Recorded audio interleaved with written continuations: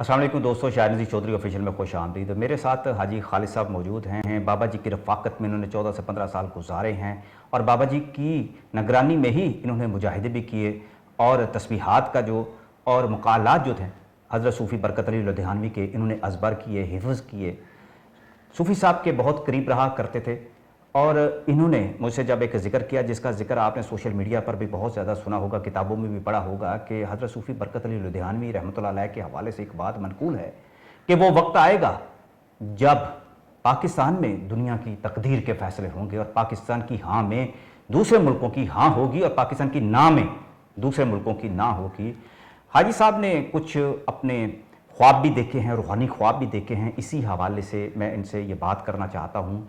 बहुत कीमती इंसान हैं, ख़जाना है ये हज़रत सूफ़ी बरकत अली लुधियानवी साहब के ये मेरास हैं कि जिन्होंने आज तक कभी कोई खिलाफत का दावा तो नहीं किया, लेकिन हज़रत सूफ़ी साहब का जो पैगाम है रूहानियत के हवाले से, शरीयत के हवाले से उसको आम करते रहते हैं। इन्होंने ख़ुद सुना था सूफ़ी साहब को ये कहते हुए, वो कैसा एक मंज़र था, वो तारीख़ी मुनाज़र मैं चाहूँगा कि आज हाजी खालिद साहब की ज़ुबानी वो सुने जाएँ। चौधरी साहब, इसमें ये है जी, जो ये जनाब ने फरमाया ना, ये पूरा मकाला बाबा हजूर ने चूँकि आज से कोई 50-60 साल पहले लिखा था, तो बार बार रिपीट फरमाते थे आप। वो पूरा मैं जनाब के गोशगुजार कर देता हूँ सामीन के भी कि वो पूरा मकाला ये है।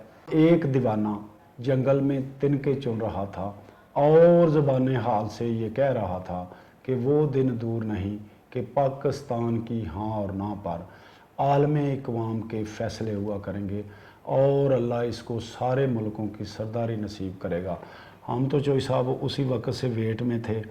तो मेरा ये अपना जो गुमान है, अभी मैं रिसेंटली मुझे जो अंदर से इरफान हासिल हुआ है बाबा सरकार की तरफ से और दूसरे रूहानी शख्सियात के बरी इमाम सरकार के वजह कल्याम शरीफ भी मैं जाता हूँ, आपको बाफल कल्यामी उनकी तरफ से, तो यही मुझे ग्रीन सिग्नल आ रहा है कि वो वक़्त जो है वो अभी सैयद आसम मुनीर साहब, चूँकि इशारा मुझे आया था कि वो दो सादात होंगे, दो सादात जी, दो सादात का कि वो लीड करेंगे, तो वो दिन तो मैं तो यही समझता हूँ चौधरी साहब कि वो एक तो सैयद आसम मुनीर साहब, सैयद मोहसिन नकवी साहब भी देखे। अच्छा, वज़ीर दाखिला। क्या आपको इसकी बिशारत क्या मिली है? वो सर यही मिली है कि वो दो सादात होंगे, जो इंशाल्लाह वो वक़्त आ चुका है। बल्कि एक और रूहानी बुजुर्ग ना बरी इमाम से भी मुझे मिले हैं सर, तो वो भी चौधरी साहब में उन्होंने वैसे कहा तो यही बताया था कि वो वक़्त इन्हीं की सरबराही में अभी लेटेस्ट या बिल्कुल रिसेंटली जो आप बिल्कुल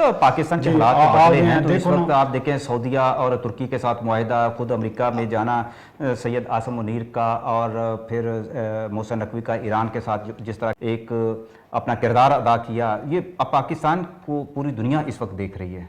तो आप इस तरफ इशारा कर रहे हैं? जी बिल्कुल, इसी तरह सऊदीया देख लें, अब उसके बाद ये शुरू हुआ है, यकीन करें।